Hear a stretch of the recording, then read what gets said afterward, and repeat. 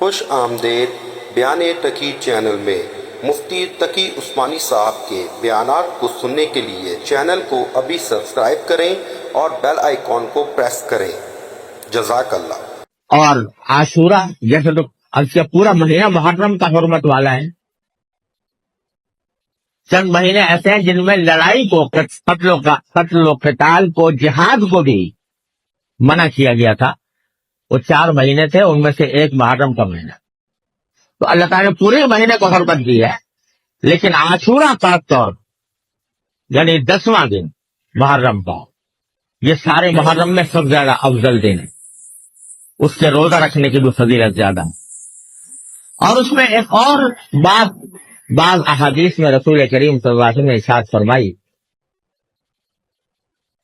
کہ محرم کی 10 تاریخ کو اگر کوئی شخص اپنے گھر والوں کے نفقے میں، کھانے پینے میں، نفقے میں، خرچے میں وسعت سے کام لے تو اللہ تعالیٰ اس کی برکت سے اس کو سارے سال اس کے روزی میں انشاءاللہ برکت ہے۔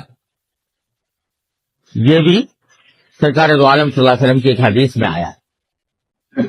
لہذا عاشورہ کے دن عام دنوں کے مقابلے میں اپنے گھر والوں کے لیے کچھ بہتر کھانا بنانا یا بہتر کچھ معمول سے کچھ زیادہ ان کو خرچہ دے دینا، یہ بھی حدیث کی روح سے موجب برکت۔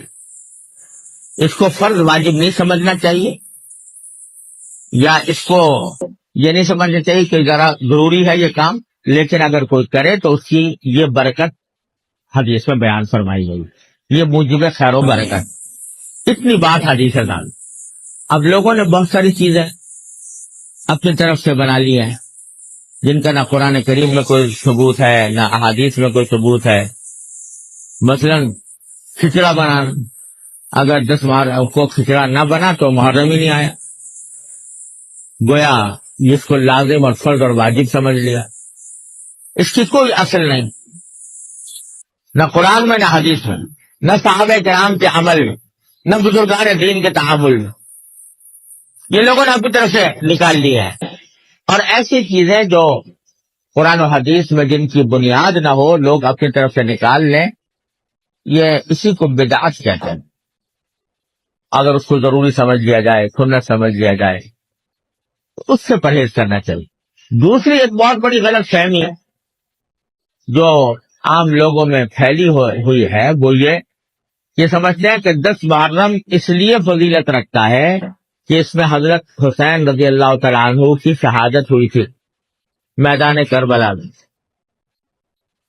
لوگ سمجھتے ہیں کہ 10 محرم اس کی یادگار ہونے کی وجہ سے یہ باعث فضیلت، یہ خیال بھی غلط ہے۔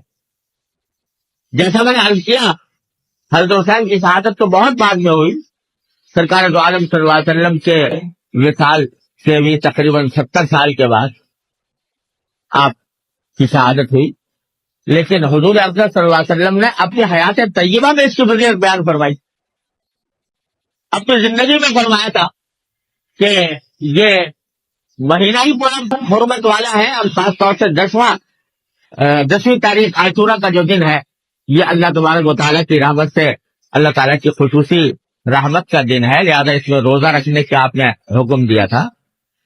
یہ تو حضرت حسین کی شہادت سے بہت پہلے۔ اور جو واقعات پیش آئے ہیں، جیسے حضرت موسیٰ علیہ السلام کا فرعون سے نجات پانا، یہ بھی ہزاروں سال پہلے ہو چکا تھا۔ تو اس لیے اس کی فضیلت اس بنا پر نہیں کہ حضرت حسین رضی اللہ عنہ اس میں شہید ہوئے۔ ہاں، حضرت حسین رضی اللہ تعالیٰ عنہ کی فضیلت میں ایک یہ فضیلت بھی داخل ہے کہ اللہ تعالیٰ نے ان کو شہادت کا مقام عطا فرمانے کے لیے اس دن کا انتخاب کر۔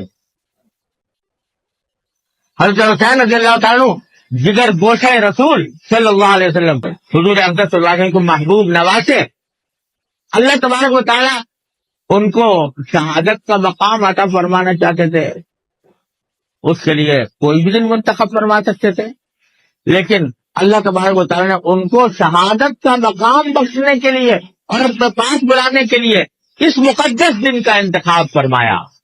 یہ حضرت حسین رضی اللہ تعالیٰ عنہ کے فضائل میں سے ایک فضیلت.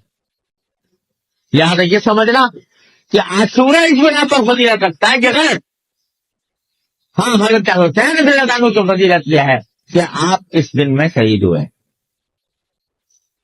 اور پھر بھائی اس سے تیسری بات یہ کہ اسلام میں بہت سے دردناک واقعات پیش آئے ہیں.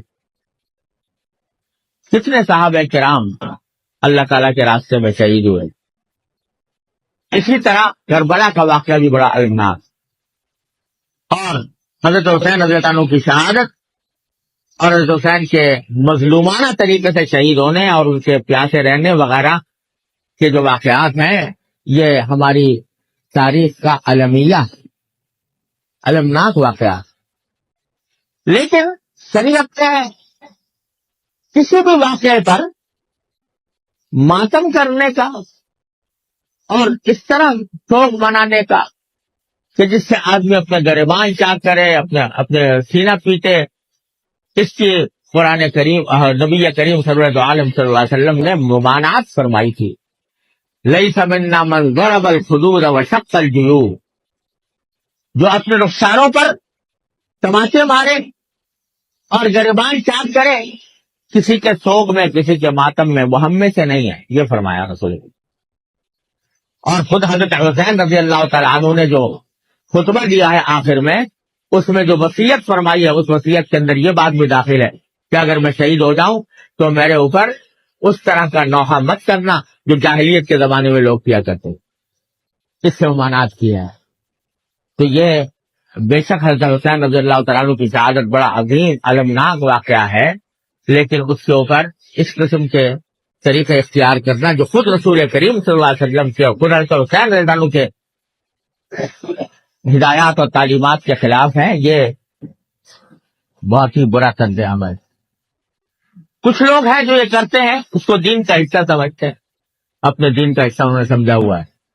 لیکن جو حضرات کے جو اہل سنت ہیں اور نبی کریم صلی اللہ علیہ وسلم اور صحابہ کرام رضی اللہ تعالیٰ عنہ کے طریقے پر اپنی زندگی گزارنا چاہتے ہیں، ان کو اس سے مکمل پرہیز کرنا چاہیے اور اس سے اپنے آپ کو دور رکھنا چاہیے.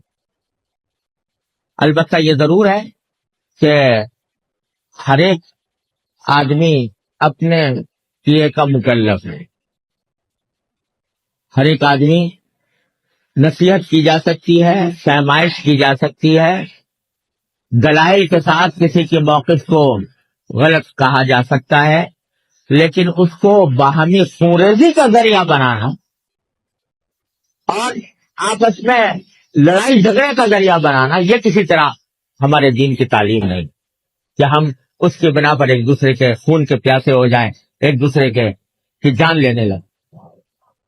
افسوس ہے کہ جب محرم کا مہینہ آتا ہے تو یہ خطرے محسوس کیے جاتے ہیں کہ کہیں آپس میں لڑائی اور خونریزی شروع نہ ہو جائے. تو یہ کسی طرح بھی مسلمانوں کے لیے یہ درست نہیں ہے کہ وہ خونریزی کا ارتکاب کریں یا دوسروں کے جان مال پر حملے کریں. ہاں، جو اپنا موقف ہے، اپنا عقیدہ ہے، اپنا جس کو ہم قرآن و سنت اور نبی کریم صلی اللہ علیہ وسلم کی تعلیمات اور صحابہ کرام کے طرز عمل کے مطابق سمجھتے ہیں، وہ ہم نہ صرف بیان کرنے کا حق ہے بلکہ دوسروں کو فہمائش کا بھی حق ہے، دوسروں کو اس کی تبلیغ کا بھی حق حاصل ہے.